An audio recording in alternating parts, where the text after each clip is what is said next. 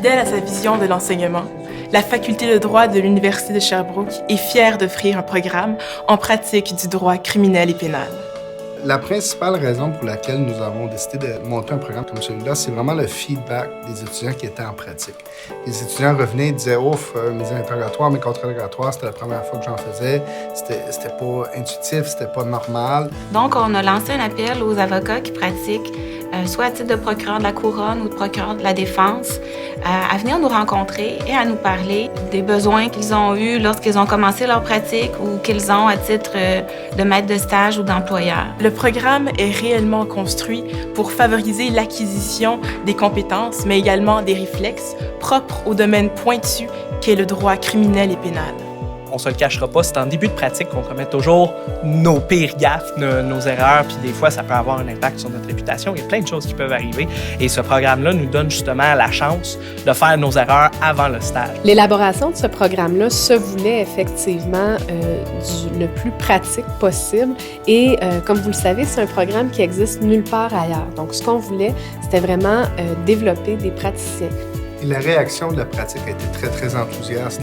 Pour eux, c'était une bonne nouvelle parce que les étudiants avant avaient certaines lacunes et on leur offrait finalement de leur donner des étudiants qui allaient être capables dès le départ à être fonctionnels, à être bons.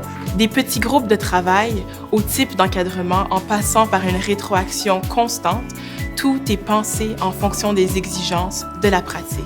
Ici, dans le programme, nous nous sommes assurés que l'étudiant goûterait à tous les chocolats de la boîte.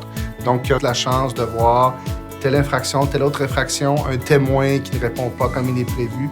Donc vraiment, là, il y a une multitude de situations qui sont possibles et on essaie de le préparer à la majorité de ces situations. Alors, pour avoir enseigné au baccalauréat pendant très longtemps, je suis à même de voir la différence quant au nombre d'étudiants au niveau de la dynamique de classe. Puisque les classes sont plus restreintes, ça permet beaucoup plus d'échanges et de proximité entre les professeurs et les étudiants. Les différents dossiers soumis aux étudiants permettent de plonger dans la réalité aussi bien des avocats de la défense que des procureurs de la Couronne.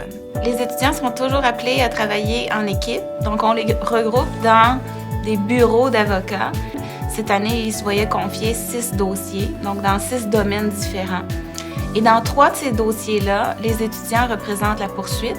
Dans les 3 autres dossiers, ils représentent la défense.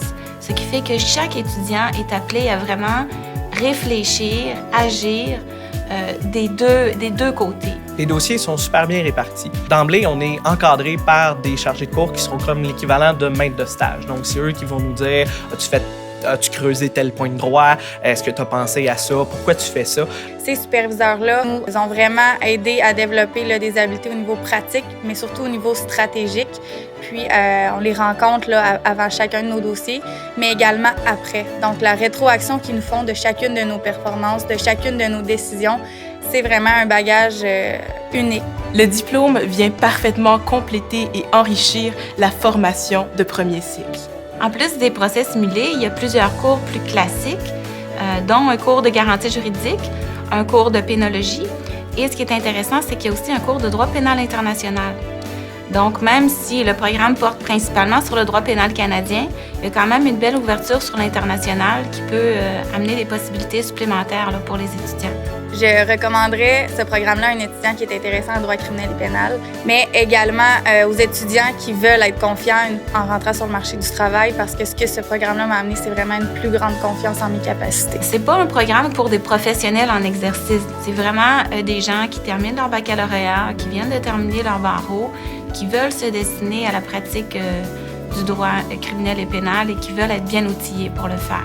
La faculté de droit de l'Université de Sherbrooke consolide le parcours professionnel des futurs avocats criminalistes. Donc, quelqu'un qui a fait notre programme et qui se présente en entrevue, bien, manifestement, l'entrevue ne se déroulera pas de la même façon parce que les entrevues, souvent, se composent de mises en situation.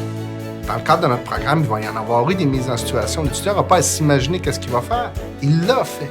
Je crois qu'à candidats égaux, un employeur va sûrement privilégier une personne qui s'est pratiquée pendant un an à agir devant les tribunaux et qui va arriver de façon beaucoup plus confiante devant la cour pour relever tous les défis de la pratique quotidienne en droit criminel. Si vous souhaitez faire carrière en droit criminel et pénal, eh bien vous savez maintenant qu'un programme de 2e cycle a été élaboré précisément pour vous.